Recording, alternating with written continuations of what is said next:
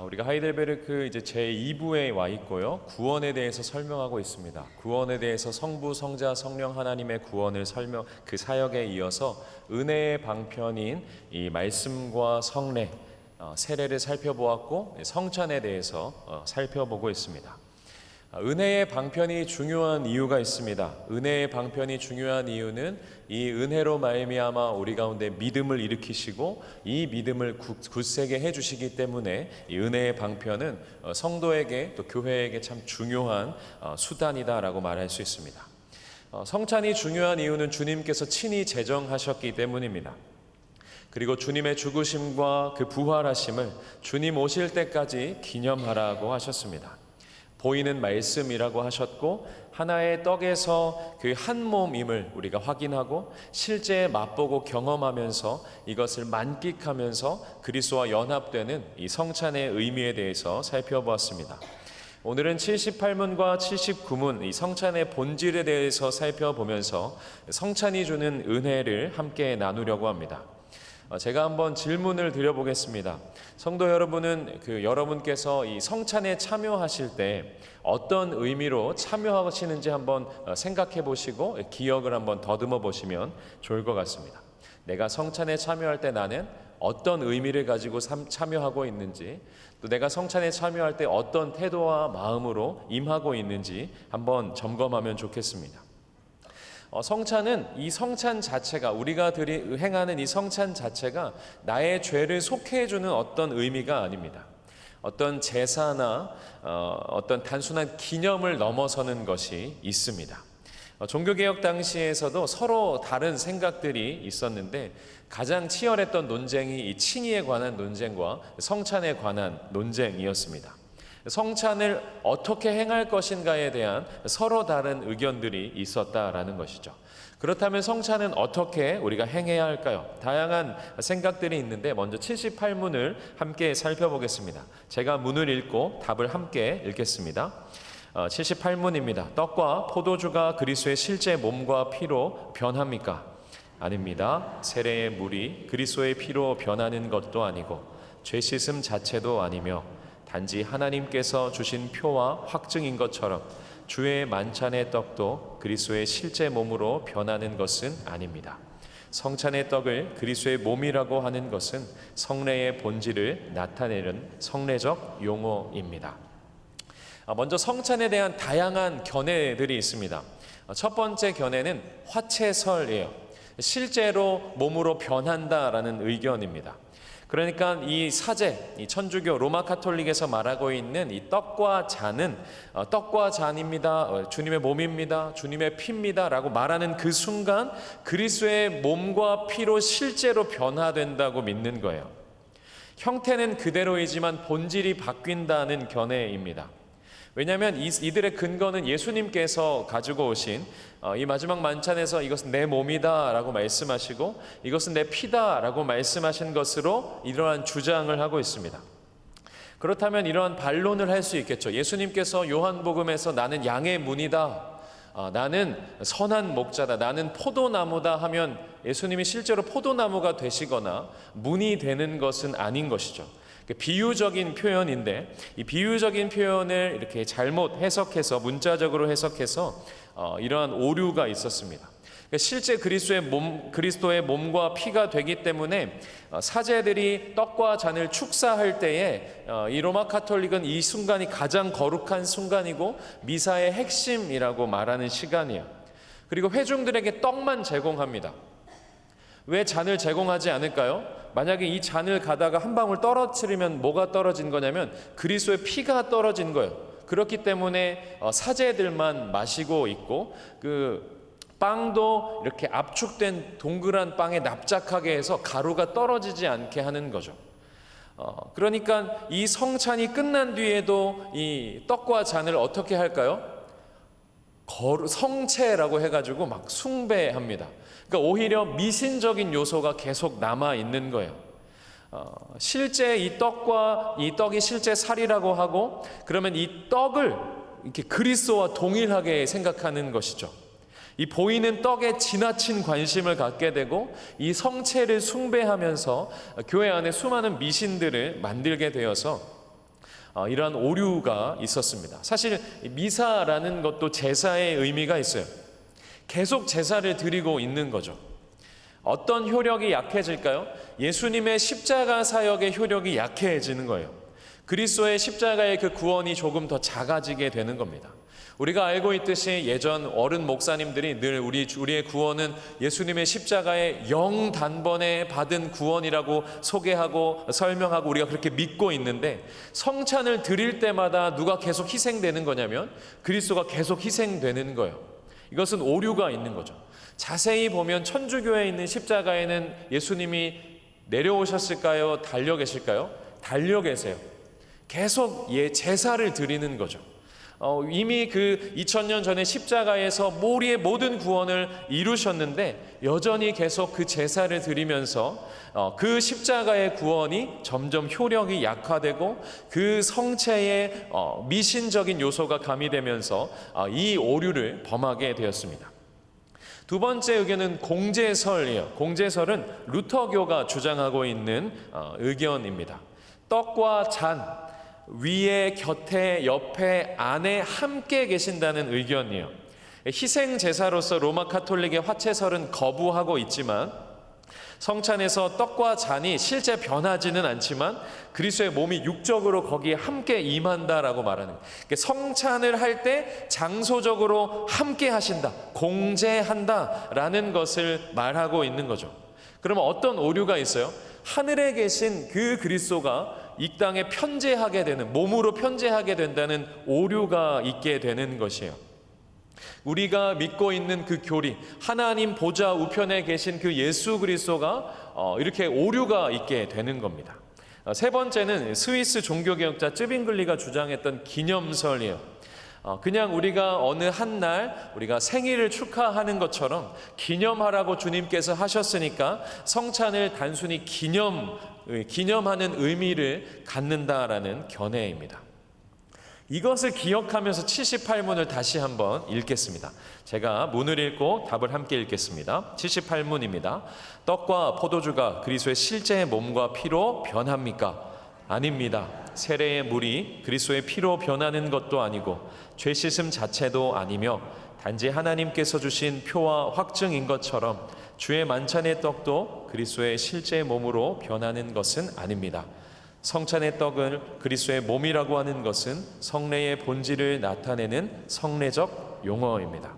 자, 그렇다면 우리가 믿는 개신교, 우리가 믿고 있는 이 개혁파 입장에서 바른 성찬의 견해는 무엇일까요? 칼빈이 주장한 영적 임재설입니다.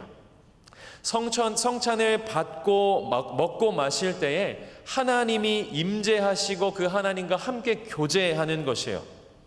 이 공제설처럼 그리스도의 몸이 장소적으로 임재하거나 육적으로 임재하지는 않지만 그리스도께서 영적으로 우리와 함께 계신다라는 의견입니다.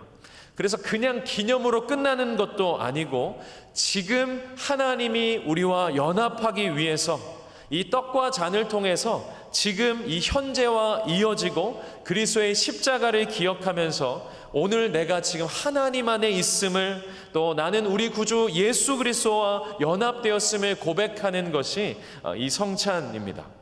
그래서 영적 임재설, 우리와 함께 하시는, 영적으로 성령께서 우리와 함께 하시는 이 성찬으로 말미암아 그리스도께서 십자가에서 모두 이루신 그 하나님의 은덕을 우리가 누리게 되는 것, 이것이 영적 임재입니다. 우리가 믿는 성찬의 내용을 기억하시면서 우리가 이제 가을에 성찬식에 참여할 때 이 성찬을 통해서 성령께서, 그리스도께서 나와 함께 하심을 기억하시면서 참여하셔야 합니다. 이것을 잘 알려주는 본문이 있는데 누가복음 24장이에요. 24장에 가면 엠마오로 가는 두 제자 이야기가 나타납니다. 한 사람의 이름은 19절에 보니까 글로바라고 소개하고 있어요. 이 글로바라는 사람과 또 다른 한 사람이 엠마오를 향해 걸어가고 있어요. 가는 도중에 예수님이 이들 가운데 나타나십니다. 그런데 이들이 예수님인지 몰라보는 거예요. 슬퍼하며 대화를 이렇게 주고받고 엠마오로 가고 있는 이들을 향해서 예수님이 말씀하시죠. 지금 무슨 이야기를 하고 있느냐라고 물으십니다. 당신 예루살렘에 거류하면서 이 일을 어떻게 모를 수 있냐고 이 두 사람이 반문하죠. 나사렛이라는 예수가 십자가에서 죽었다라는 소식입니다. 어떻게 이 소식을 혼자 모를 수 있냐라고 말하는 거죠. 그렇게 이 세 사람이 이야기를 주고받다가 예수님이 모든 성경의 이야기를 풀어주세요. 그러니까 이들의 마음이 어떻게 되냐면 뜨거워지는 겁니다. 그러니까 이 사람과 더 이야기하고 싶은 거예요. 우리 같이 집에 가서 거류하면서 우리 밥도 먹고 같이 유합시다, 이렇게 마을로 들어가게 됩니다. 그때 어떤 일이 있었는지 누가복음 24장 30절에서 32절까지의 말씀인데, 자막을 보고 같이 한번 제가 한 절 여러분이 한 절 교독하겠습니다. 그들과 함께 음식 잡수실 때에 떡을 가지사 축사하시고 떼어 그들에게 주시니 그들의 눈이 밝아져 그인 줄 알아보더니 예수는 그들에게 보이지 아니하시는지라. 그들이 서로 말하되 길에서 우리에게 말씀하시고 우리에게 성경을 풀어주실 때에 우리 속에서 마음이 뜨겁지 아니하더냐 하고. 저녁 식사를 하시는데 예수님이 갑자기 떡을 떼시는 거예요. 그리고 뭐라고 말씀하세요? 떡을 떼시고 축사하시고 떼어 그들에게 주십니다. 그러니까 어떻게 돼요? 떡을 받아 먹고 눈이 밝아져서 예수님인지 알아보게 된 거예요. 예수님이 지금 이들과 성찬을 하고 계신 겁니다. 성경에서 성찬에 대한 많은 성경 구절들을 살펴보면 항상 나오는 표현이 있어요. 무슨 표현이냐면 떡을 가지사 축사하시고 떼어 주시니, 이 네 가지가, 이 네 개의 분사가 연속으로 나옵니다. 때로는 세 개가 나올 수도 있어요. 떡을 가지사 떼어 주시니라고 하실 때도 있습니다. 예수님이 말씀을 풀어주실 때에는 예수님인지 몰랐습니다. 그런데 떡을 떼어주시고 떡을 먹을 때, 성찬에 참여할 때 깨닫게 되는 거예요. 예수님께서 우리와 함께 하셨구나 라는 것을 알게 되는 겁니다.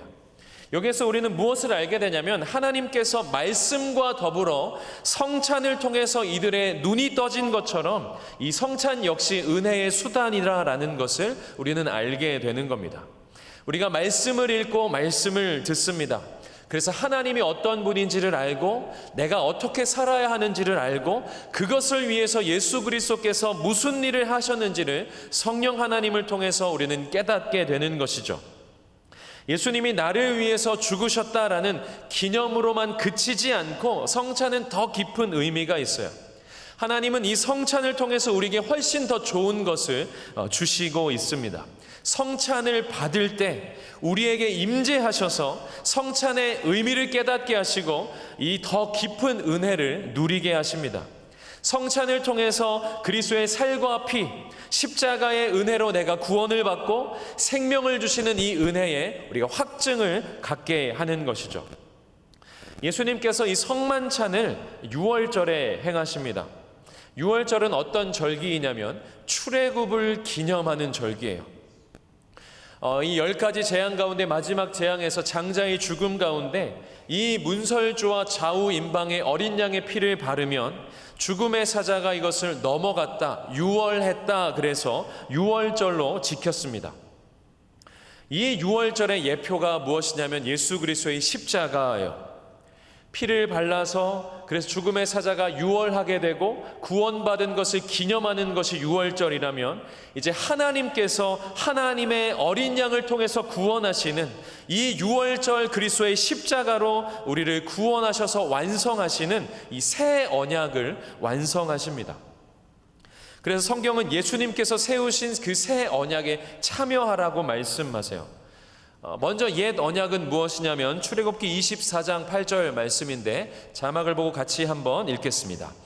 모세가 그 피를 가지고 백성에게 뿌리며 이르되 이는 여호와께서 이 모든 말씀에 대하여 너희와 세우신 언약의 피니라.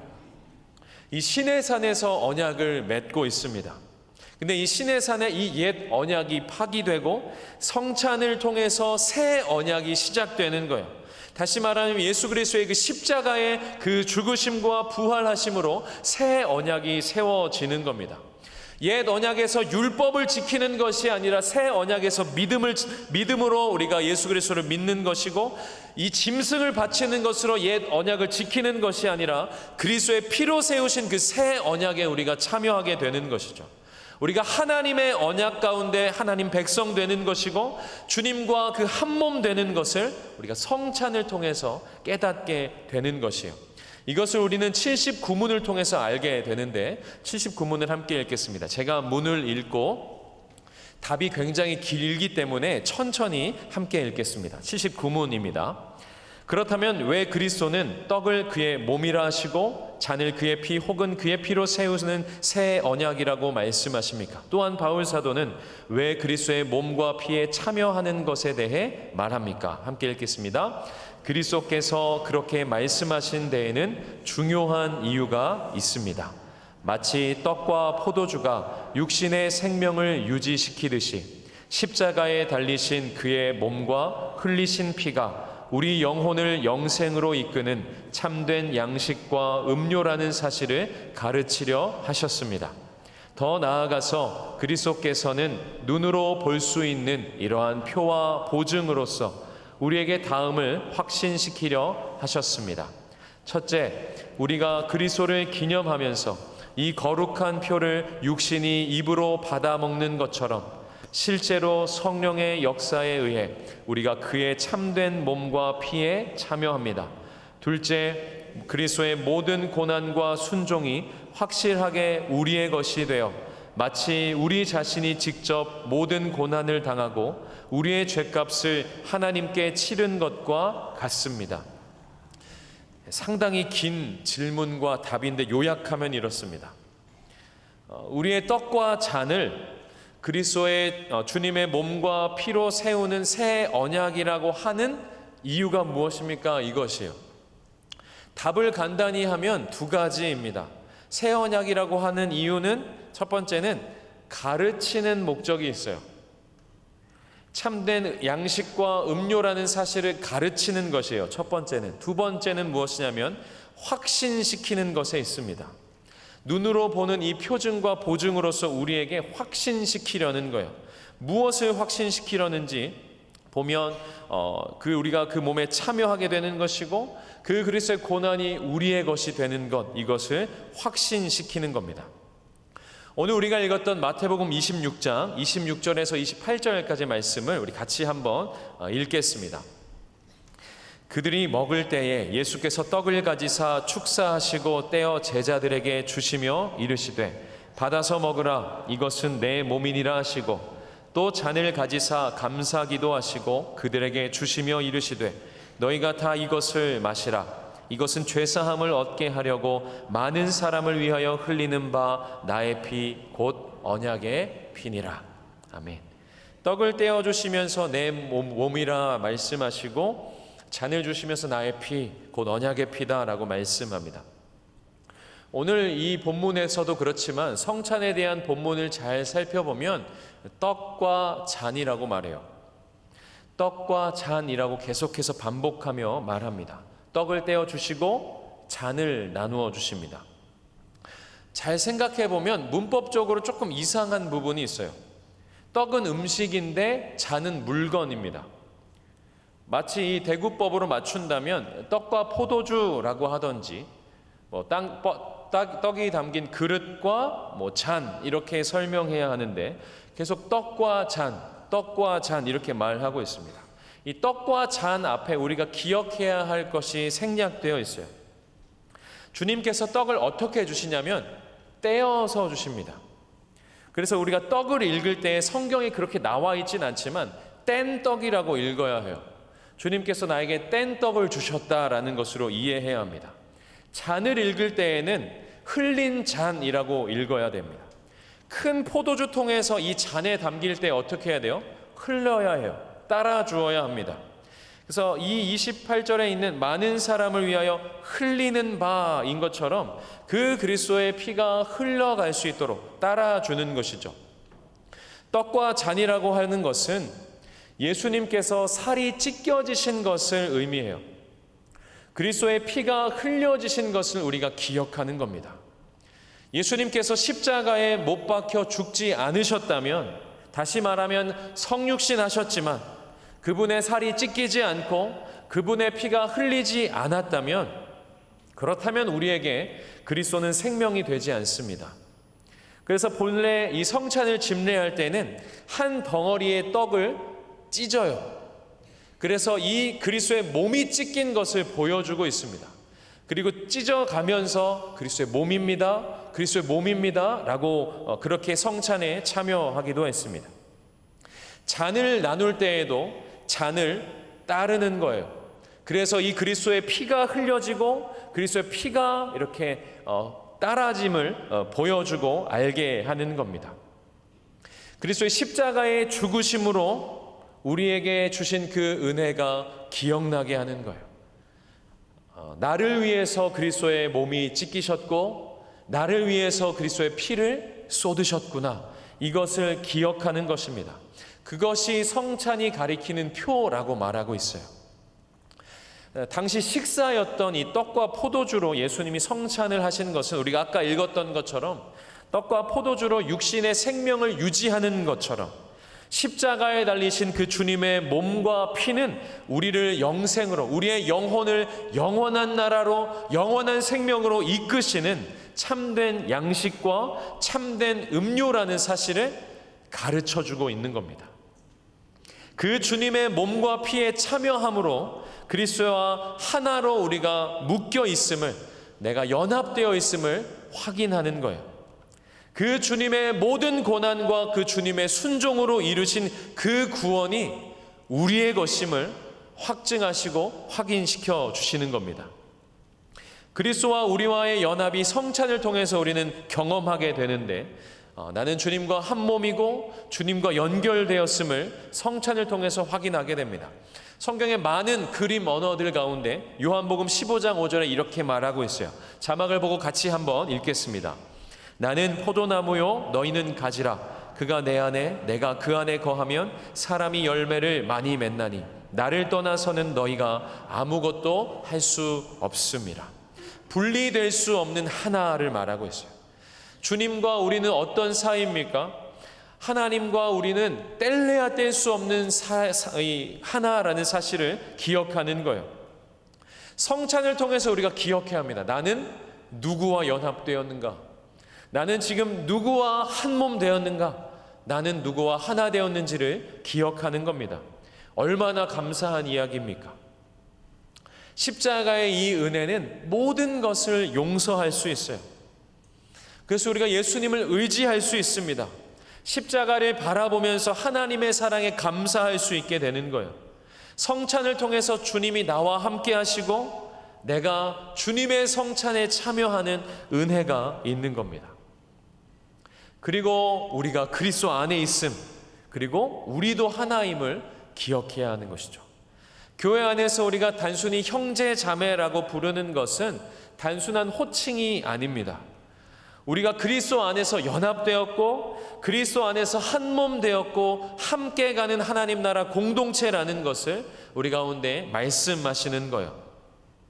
주님께서 이루신 이 새 언약은 더 이상 율법을 지키거나 짐승을 바치지 않아도 되는, 더 이상 우리가 주님께 무엇을 하지 않아도 되는 이 은혜를 기억함으로 참여하는 거예요. 죄인이었던 나를 그 십자가의 은혜로 용서하시고 자녀 삼아주시고 백성 삼아주신 그리스도와 하나 되게 하신 것을 기뻐하고 그리스도의 몸인 교회와 하나 되게 하심을 감사하며 그렇게 서로 섬기며 사랑하는 그 마음으로 이 주님의 떡과 잔에 참여해야 합니다. 다음 주도 성찬에 대한 말씀이에요. 성찬에 대한 말씀을 준비하고 전하면서 이 성찬이 막 기다려지더라고요. 오늘 이렇게 성찬식을 하면서 했으면 더 좋았겠다라는 생각도 있지만 오히려 우리가 1년에 3번 하는 이 성찬을 사모함으로 또 인내하며 기다림으로 참여할 때 진정한 의미를 기억하면서 우리가 그렇게 참여하면 좋겠습니다. 그렇다면 이 성찬을 누가 가장 사모할까요? 누가복음 22장 15절 16절 말씀입니다. 같이 한번 읽겠습니다. 이르시되 내가 고난을 받기 전에 너희와 함께 이 유월절 먹기를 원하고 원하였노라. 내가 너희에게 이르노니 이 유월절이 하나님의 나라에서 이루기까지 다시 먹지 아니하리라 하시고. 이 누가복음 22장 소제목 역시 마지막 만찬이라고 말하고 있어요. 사랑하는 제자들과 이 유월절 먹기를 원하고 원하셨다라고 주님이 말씀하고 있습니다. 그리고 16절에는 다시 하나님 나라에서 너희와 함께 먹을 때까지 먹지 않겠다 이렇게 말하고 있어요. 오늘 본문 29절에 보면 이제부터 내 아버지의 나라에서 새 것으로 너희와 함께 마시는 날까지 마시지 않겠다 이렇게 말하고 있는 거죠. 주님은 지금도 기다리세요. 우리와 성찬을 함께 나눌 그날을 주님은 기다리고 계십니다. 함께 하기 위해서 성육신 하시고 우리와 더불어 먹고 마신 그 주님께서 그 피와 살을 그 몸과 피를 우리 가운데 허락해 주시고 그 성찬을 통해서 우리가 하늘 식사 우리와 함께 더불어 마시는 그 어린 양의 혼인잔치를 기다리시고 원하신다라고 주님이 말씀하고 있습니다. 우리와 함께 하기를 원하시는 주님의 마음을 기억하시며 성찬에 참여해야 합니다. 우리를 향해서 언제나 신실하신 그 주님을 향해서 우리 역시 신실함으로 주님께 나아가야 합니다. 사랑하는 주님과 함께 먹고 마시기를 사모하는 마음으로 우리가 성찬에 참여해야 하는 것이에요. 또 성찬에 참여할 때마다 떡을 떼고 잔을 마실 때마다 우리가 해야 할 것이 있습니다. 고린도전서 11장 26절 말씀입니다. 너희가 이 떡을 먹으며 이 잔을 마실 때마다 주의 죽으심을 그가 오실 때까지 전하는 것이니라. 아멘. 주님의 죽으심을 전하는 것이에요. 교회에 사명이 있다면 주님의 죽으심과 부활, 이 복음을 전하는 것입니다. 무슨 말이냐면 이 성찬을 행하는 것 자체도 우리가 주님을 위하여, 주님이 우리를 위하여 죽으셨다라는 증거가 되는 것이고, 우리의 삶을 통하여, 우리의 교회를 통하여 주님을 증거하는 것이 우리가 해야 할 것이에요. 떡을 떼고 잔을 마실 때마다 나의 삶의 자리에서, 교회 공동체 안에서 믿음이 연약한 자를 향해서, 믿지 않는 자들을 향해서 복음을 전하는 것이 주님이 말씀하셨다라는 것이죠. 나를 위해서 죽으셨다라는 이 개인의 고백을 넘어서는 것이죠. 성찬을 할 때마다 주님께서 우리를 위해서 죽으셨음을 증거하는 것이고, 그리스도의 십자가의 은혜로 우리가 주님과 하나 되고 우리가 한 몸 되어서 함께 가고 있음을 기억하며 드러내는 것이 성찬입니다. 주님께서 우리 가운데 행하신 일을 기억하는 거예요. 십자가를 통해서 우리에게 행하신 일을, 이 일이 무엇입니까? 하나님과 우리를 하나 되게 하신 일이에요. 그 하나님과 하나 되게 하신 그 일 가운데, 십자가 가운데 그 주님의 몸과 그 주님의 피를 먹고 마시면서 주님과 연합되어서 그 주님을 전하는 것입니다. 우리가 10월 마지막 주일 이제 복음 행전을 우리가 기도로 준비하고 있고 이제 시작되었습니다. 기도하고 있고 또 태신자를 품고 있고 우리가 그렇게 나아가고 있어요. 주님의 죽으심을 전하는 것이죠. 이 은혜, 나 같은 죄인을 살리기 위해서 그 몸 찢기시고 그 피 흘려주신 그 십자가의 은혜를 기억하면서 그 값없이 주신 그 은혜, 내가 이제 더 이상 무엇 하지 않아도 되는 거저 생명 주신 그 은혜를 기억하며 이 복된 소식을 전하는 것이 우리의 사명입니다. 성찬에 동참할 때마다 이 마음으로 참여하는 것이고, 우리가 하루하루를 살아갈 때마다 이 주님의 은혜에 참여하며 살아가는 거예요. 내가 주님 안에 있구나, 내가 주님에 연합되어 있구나, 내가 주님의 백성이구나를 기억하면서 살아가는 것입니다.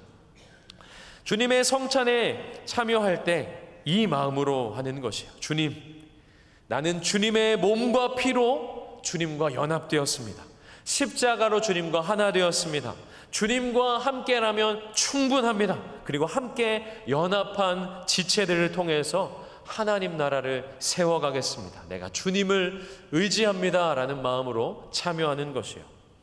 그러니까 이 성찬의 예식은 그저 주님의 죽으심만 기리는 장례적인 것이 아니라 주님의 그 혼인잔치를 우리가 미리 맛보면서 축제하고 기뻐하고 그 하나님이 나를 기다리시고 이 성찬을 사모하시는 그 주님을 사랑하는 마음으로, 기쁜 마음으로, 감사하는 마음으로 우리가 함께 참여해야 합니다.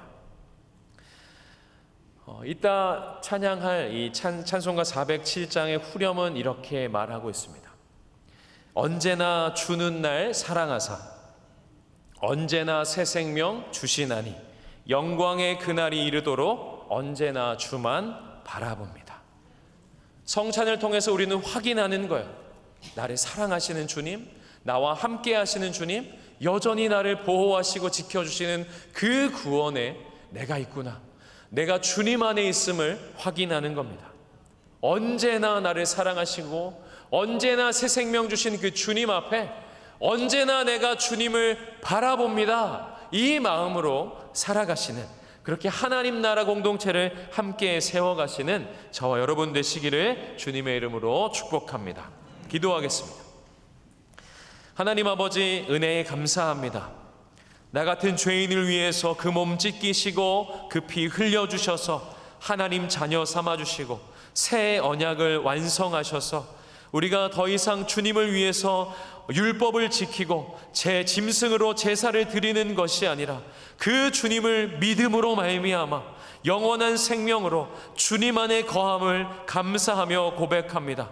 언제나 나를 사랑하시는 주님, 언제나 새 생명 주시는 그 주님, 그 은혜에 감사해서 주님의 죽으심을 주님 오실 때까지 전하는 교회 되게 하시고 우리의 삶의 자리에서 언제나 주님을 바라보는 은평의 모든 권속들 될 수 있도록 인도하여 주옵소서. 감사드리며 예수님의 이름으로 기도합니다.